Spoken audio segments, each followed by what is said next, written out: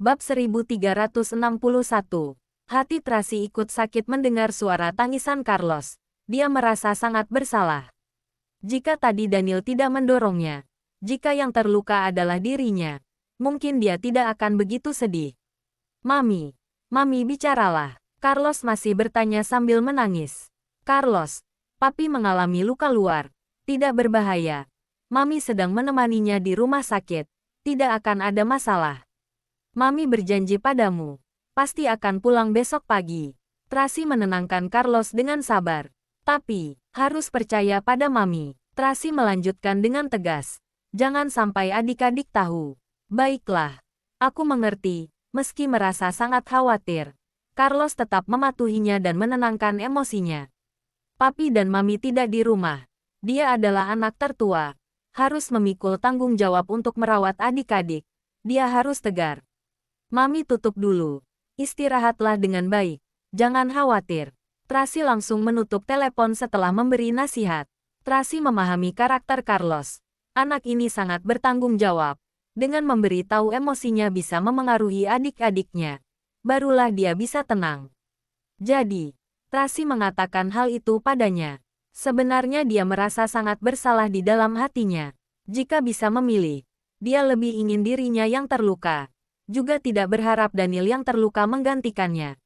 Rasa bersalah ini lebih menyesakkan daripada rasa sakit. Kak Carlos kenapa? Kenapa menangis? Charles keluar untuk mencari Carlos dan menemukannya sedang menangis tanpa suara di pojokan.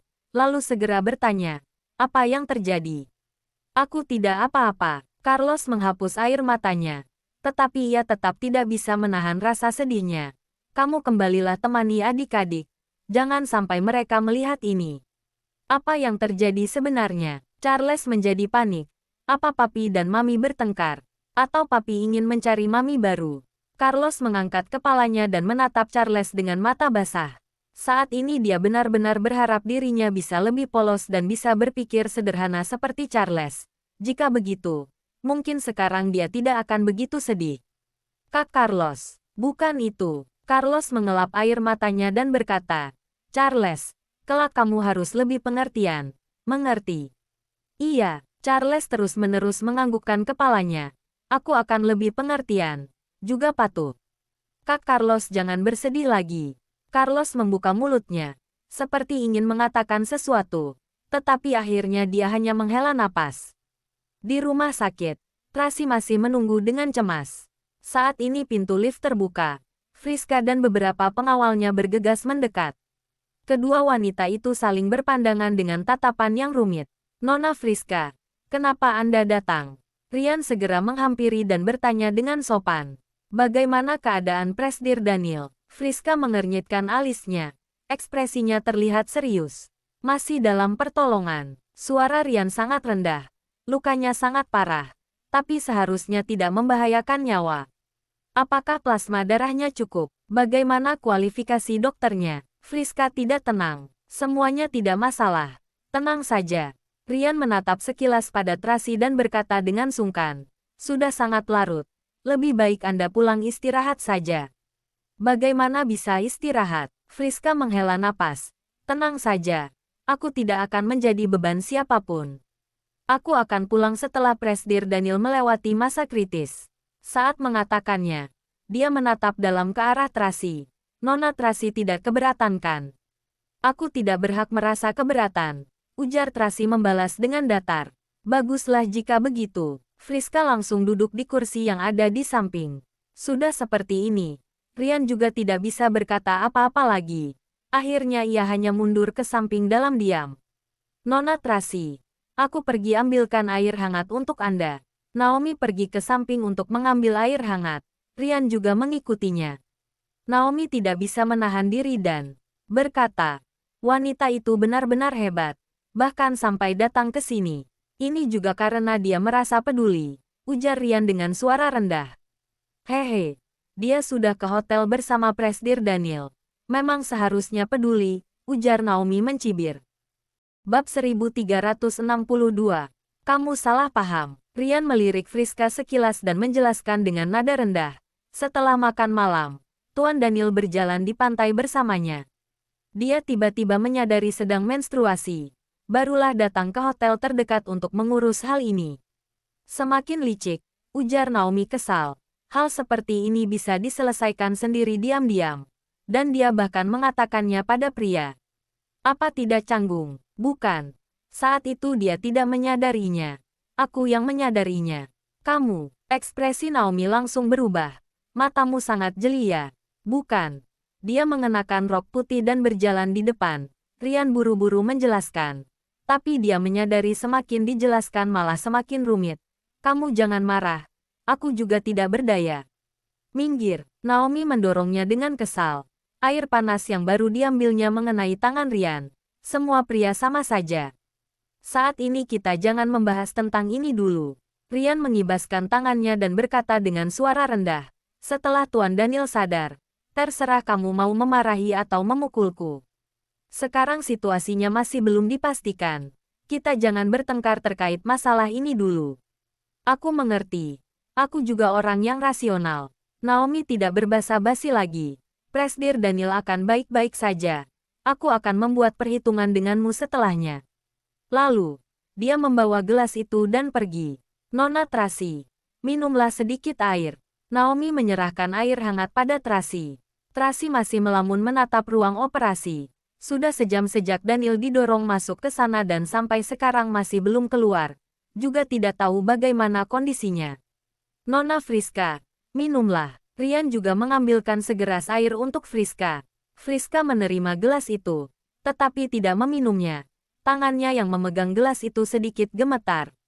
Sepertinya dia berusaha terlihat tenang, tetapi tangannya itu tetap tidak bisa membohongi perasaan panik di dalam hatinya.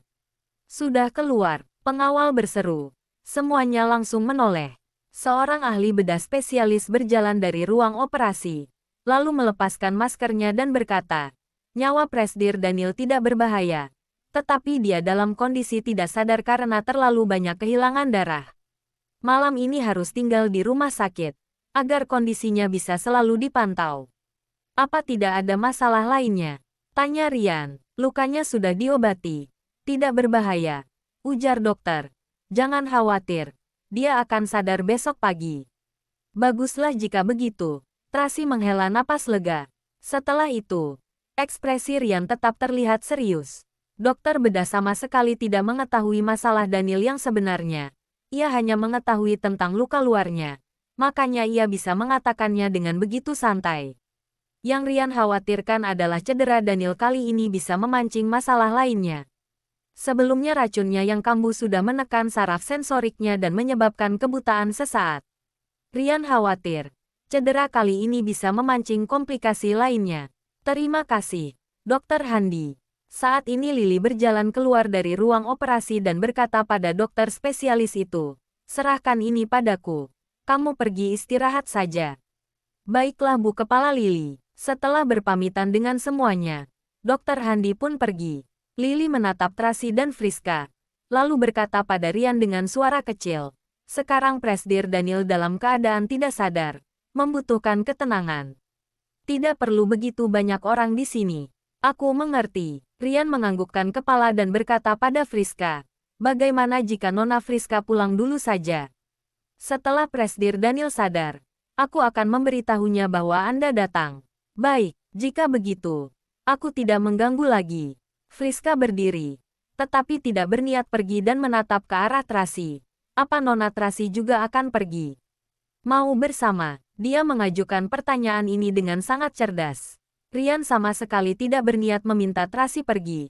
Tetapi, pertanyaan Friska ini jelas sedang mengatakan, ayo, pergi bersama. Jangan mengganggu Presdir Daniel beristirahat di sini. Namun, cara dia menanyakannya tidak terkesan mendominasi, melainkan sangat sopan. Aku akan pergi sebentar lagi. Nona Friska pergi dulu saja. Tracy juga bukan orang bodoh. Tentu saja dia bisa mendengar maksud Friska ini, tetapi dia tidak akan terjebak di dalamnya. Bab 1363. Friska memberikan tatapan dalam pada Tracy sekilas, lalu menoleh pada Rian. Rian sama sekali tidak berniat meminta Tracy untuk pergi. Dia hanya terdiam sambil menundukkan kepala. Friska mengerti. Maksud mereka mengatakan tidak membutuhkan terlalu banyak orang adalah tidak membutuhkannya. Tidak termasuk Tracy. Jika begitu, aku pergi dulu. Sampai jumpa. Friska membungkukkan tubuh pada Tracy, lalu berbalik dan pergi. Rian menyuruh para pengawal berjaga di luar dan hanya menyisakan beberapa bawahan. Segera, suasana di luar ruang operasi kembali hening. Bolehkah aku masuk melihatnya? Tanya Tracy pada Lily dengan suara pelan. Iya, Lily menganggukkan kepala, membawa Tracy berganti baju, lalu menemaninya masuk. Daniel terbaring di atas ranjang. Ada jarum yang menusuk di punggung tangannya. Ada alat bantu napas di bawah hidungnya. Juga ada berbagai peralatan medis di dadanya. Ada perban yang membungkus kepalanya dengan tebal. Meski lukanya sudah diobati, tetap saja tercium bau darah yang menyengat di ruangan itu. Melihatnya seperti ini, air mata Tracy menetes. Hatinya pun rumit. Dia tidak berani berjalan mendekat. Takut jika terlalu dekat malah akan mengganggu pria itu. Namun, dia juga tidak berani berdiri terlalu jauh. Takut jika saat pria itu sadar, ia tidak bisa menemukannya. Nona Tracy, saat tidak sadarkan diri, Tuan Daniel terus memanggil nama Anda.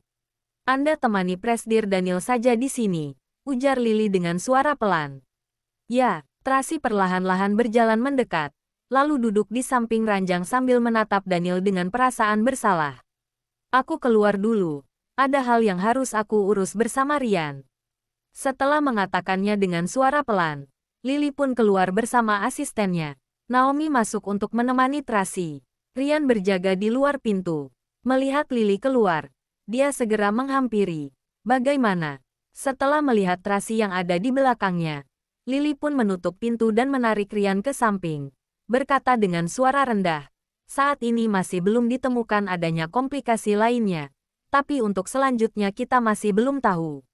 Aku tidak bisa memastikan kondisi Presdir Daniel saat ini, jadi tetap harus diawasi dengan baik. Duh, awalnya sudah cukup rumit, sekarang malah terluka begitu parah. Rian merasa kesal dan panik. Dia benar-benar tidak menganggap penting nyawanya. Katanya, karena menolong Nona Tracy. Tanya Lily. Iya, Rian menceritakan kejadian itu secara singkat. Pantas saja, Lily menghela napas. Di dalam hatinya, Tuan Daniel tetap saja paling memedulikan Nona Tracy. Namun sekarang dia menjadi seperti ini. Kenapa sama sekali tidak memikirkan akibatnya? Rian sangat tidak berdaya. Aku sangat khawatir. Hal ini sudah terjadi. Tidak ada gunanya berpikir terlalu banyak, ujar Lily menghibur. Lebih baik segera temukan pelakunya. Di sini aku juga akan memikirkan cara untuk menghubungi dokter ahli lainnya. Beberapa hari lagi, Dokter Heidi akan datang. Nanti aku akan memintanya untuk memeriksanya. Oke, Rian menganggukkan kepalanya. Aku akan menyiapkan kamar rawat yang nyaman untuk Presdir Daniel dulu. Pergilah. Lily memindahkan Daniel ke kamar rawat. Tracy menemaninya di sana. Naomi meminta orang membawakan pakaian ganti dari rumah. Setelah mandi dan berganti dengan pakaian nyaman, Tracy bersandar di kursi sambil menatap Daniel dalam diam. Dia sudah mengenakan pakaian rumah sakit yang berwarna putih.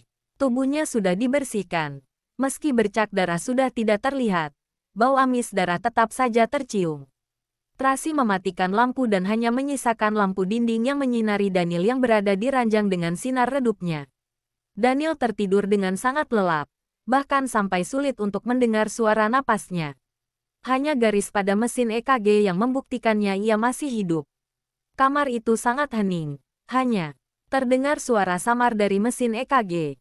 Tracy menatap Daniel dalam diam dan semakin merasa bersalah saat mengingat bagaimana pria itu menyelamatkannya tanpa memedulikan apapun. Dia menggenggam lembut tangan pria itu. Tangannya terasa dingin. Dia meletakkan tangan pria itu di wajahnya dengan perlahan, ingin memberikan kehangatan pada pria itu dengan cara seperti ini. Air mata pun menetes dari ujung jarinya hingga ke telapak tangannya. Tetapi pria ini tetap tidak bisa merasakannya. Bab 1364. Mungkin karena terlalu lelah, Tracy pun tertidur telungkup di sisi Daniel. Sebelum tidur, dia terus memegang tangan pria itu dan meletakkan telapak tangan pria itu di wajahnya. Dia berpikir, dengan begini, tangan pria itu tidak akan terasa dingin lagi. Malam semakin larut. Keheningan di dalam ruangan itu begitu mencekik. Kedua orang itu saling berdekatan dan tidur dengan tenang. Seperti kembali ke masa dulu saat mereka saling berdekatan. Malam ini Daniel bermimpi. Dia bermimpi dia tersesat seorang diri di gurun pasir. Dia tidak tahu harus berjalan kemana. Tidak ada apapun di sekitarnya. Semuanya kabur tanpa ada pencahayaan apapun. Sekujur tubuhnya terasa sakit. Seperti hancur berkeping-keping. Sepertinya penglihatan dan pendengarannya sudah tidak berfungsi. Dia ingin meninggalkan tempat ini, tetapi pandangannya kabur dan tidak bisa mendengar apapun. Dia hanya bisa berusaha berjalan ke depan, tetapi di hadapannya bagaikan jurang yang sangat dalam.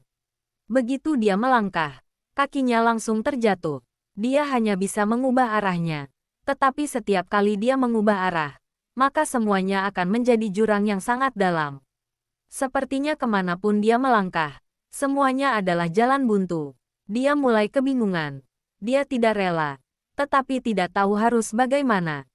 Saat ini tiba-tiba ada sepasang tangan yang terulur. Awalnya dia sedikit takut. Takut tangan ini akan mendorongnya ke jurang dalam seperti sebelumnya. Namun, kali ini tangan itu tidak mendorongnya. Tangan itu hanya menggandeng tangannya dengan lembut dan memandunya berjalan ke arah yang tepat. Hatinya pun perlahan-lahan tenang. Ia berjalan mengikuti tangan ini. Perlahan-lahan cahaya pun terlihat. Pada saat ini, ada angin kuat yang bertiup dan menerbangkan tangan itu. Dia ingin menangkap tangan itu, tetapi tidak bisa ia gapai. Daniel terbangun dari mimpi buruknya. Dia membuka matanya perlahan-lahan dan menemukan Tracy sedang menelungkup di sisinya. Salah satu tangan wanita itu memegang lengan bajunya, seperti takut dia akan menghilang. Sorot mata Daniel perlahan menjadi lembut. Dia mengulurkan tangan untuk mengelus wajah wanita itu dan menemukan ada jejak air mata di wajah wanita itu. Tadi ia menangis. Apakah bersedih karena dirinya? Saat Daniel sedang berpikir sembarangan, ada angin yang bertiup. Dia berusaha menyelimuti wanita itu. Tetapi karena tubuhnya yang lemah, gerakannya pun sangat lambat. Pada saat ini, Tracy pun terbangun. Dia gemetar dan memanggil nama Daniel, lalu dia langsung gembira dan memegang tangan pria itu tanpa sadar. Namun, karena terlalu kuat, malah mengenai luka di tangannya sendiri. Wajahnya menjadi pucat karena kesakitan. Lalu dia menengadah dan melihat Daniel yang sedang menatapnya. Dia segera menahan rasa sakitnya dan bertanya dengan lembut, "Kamu sudah sadar? Apa ada yang tidak nyaman?" Daniel tidak berbicara. Hanya menatapnya dengan tatapan tenang dan lembut. "Aku akan memanggil Lily datang." Tracy bangkit dan bersiap memencet bel. Tetapi Daniel tiba-tiba merangkul pinggangnya dan menariknya ke dalam pelukannya. "Daniel, apa yang kamu lakukan?" Tracy langsung meronta. "Lepaskan. Jika kamu ingin aku meninggal di bawah pelukanmu sekarang, maka teruslah bergerak." Suara Daniel terdengar rendah dan serak. Benar saja. Tracy tidak berani bergerak lagi dan menelungkup dengan patuh di atas tubuhnya. Tracy hanya menahan tubuhnya dengan meletakkan tangannya di samping dengan hati-hati, karena takut akan menekan pria itu. "Sudah lama tidak memelukmu seperti ini." Daniel memeluk Tracy, mencium aroma rambutnya yang menyegarkan, merasa semuanya begitu intim dan familiar. "Jangan bercanda," ujar Tracy panik. "Cepat lepaskan aku. Kamu masih terluka." "Tidak," Daniel bersikap seperti anak kecil. "Sampai mati pun tidak akan kulepaskan." "Daniel," Tracy ingin memarahinya. Tetapi dia malah terisak saat membuka mulutnya. Rasa sedih bergejolak di dadanya. Bagai ombak yang bergemuruh. Matanya pun langsung basah. "Kenapa kamu harus mendorongku?" tanya Tracy terisak. "Apa kamu tahu? Darahmu mengalir sangat banyak. Semua pakaianmu menjadi merah. Semuanya ketakutan. Bagaimana denganmu? Apa kamu juga ketakutan?" Daniel mencium rambut wanita itu dengan bersemangat. Dia sangat suka perasaan saat memeluk wanita itu seperti ini. Sangat menyukainya. Bab 1365. Tracy membuka mulutnya. Namun ia tidak berkata sepatah kata pun. Ia sangat ingin mengatakannya. Ia sangat takut Daniel akan mati. Jika ia bisa memilih, lebih baik dirinya sendiri yang terluka. Namun, ia tidak berani mengatakannya. "Tracy." Daniel tidak mendapatkan respons dari Tracy. Hatinya sedikit kecewa. Ia memakinya. Dasar wanita tidak tahu diuntung. Lalu, ia menggigit bahunya dengan keras. Ah, Tracy menjerit kesakitan. Namun ia tidak berani melawan. Ia takut akan mengenai luka Daniel. Hanya dapat membiarkan Daniel menggigitnya. Daniel terus menggigitnya dengan keras. Ia tidak melepaskannya sampai ada bekas darah di mulutnya. Ia lalu bertanya dengan penuh kebencian, "Sakit?" "Sakit," Tracy menjawab tanpa sadar. "Sakit baru benar." Daniel tersenyum puas. "Hanya rasa sakit yang akan membuatmu mengingatku." Tracy mengangkat kepalanya, menatapnya dengan rumit. Karena terluka kali ini, pipi Daniel yang awalnya kurus kini makin kuyu. Matanya cekung ke dalam. Urat matanya merah semerah darah. "Mengapa kamu menyelamatkanku?" Tracy tidak dapat menahan dirinya untuk bertanya. "Aku juga tidak tahu." Daniel mengulurkan tangan menyisir rambut Tracy yang berantakan. Ia berpura-pura dingin dan berkata, "Mungkin aku kesurupan setan. Aku tidak seharusnya menyelamatkan wanita berhati serigala sepertimu." Puff, Tracy tidak dapat menahan tawanya. Namun setelah itu air matanya mengalir lagi. Ia tidak berani menunjukkan air matanya di depannya. Ia membenamkan wajahnya di dalam bahunya dan diam-diam mengontrol emosinya. Daniel tahu ia menangis. Ia tahu Tracy terharu. Namun yang ia lakukan semata-mata bukan untuk membuatnya terharu. Ia menyelamatkannya secara alami. Ia juga tidak dapat menahan dirinya sendiri. Di dalam lubuk hatinya, Tracy selalu akan menjadi wanitanya. Ia tidak mempunyai alasan yang jelas. Menurutnya, melindungi wanitanya sendiri adalah hal yang wajar. Tapi, Daniel tidak berani mengatakan ini. Ia hanya menepuk-nepuk pundaknya dan membujuknya seperti anak kecil. "Kamu menimpaku." Tracy tertawa karena bercandaannya. Ia tertawa sambil mengeluarkan air mata. Lalu buru-buru bangkit. Namun Daniel menekannya ke samping tubuhnya. Lalu membalikkan badan. Memeluk Tracy dengan erat. "Temani aku sebentar lagi. Aku lelah." Ya, Tracy tidak berani bergerak sembarangan. Ia meringkuk patuh dalam pelukannya. Mencium aroma parfum yang familiar dari tubuhnya. Hatinya terasa sangat hangat. Pada saat ini, semua benci dan dendam, ikatan antara benci dan cinta, semuanya lewat seperti awan yang berlalu. Tracy hanya berharap bisa terus memeluknya seperti ini. Berharap waktu berlalu dengan lebih lambat sedikit lagi. Daniel benar-benar sedang lemah. Ia memejamkan mata dan perlahan-lahan masuk ke dalam alam tidurnya. Tracy tidak bisa tidur. Ia membuka matanya, menatap Daniel dalam diam. Seperti seorang gadis yang baru mengalami sesuatu untuk pertama kalinya. Ia menatap pria yang ia cintai. Mungkin karena merasakan tatapan mata Tracy, Daniel membuka matanya perlahan, menyipitkan mata dan menatapnya. Lalu ia meringkuk dan menciumnya. Seluruh tubuh Tracy gemetar. Hampir saja ia mau mendorongnya. Namun ia meletakkan sepasang tangannya di atas dada Daniel. Ia kembali menahan dirinya. Ia takut akan mengenai luka Daniel. Ia pun tidak punya pilihan lain selain diam. Ciuman lembut Daniel yang selembut air membuktikan perasaannya yang dalam. Ciumannya sedikit berbau darah. Darah yang membekas di mulutnya saat ia menggigit Tracy tadi. Tracy mengangkat kepalanya, bersandar di dalam pelukannya. Diam-diam menerima ciuman Daniel.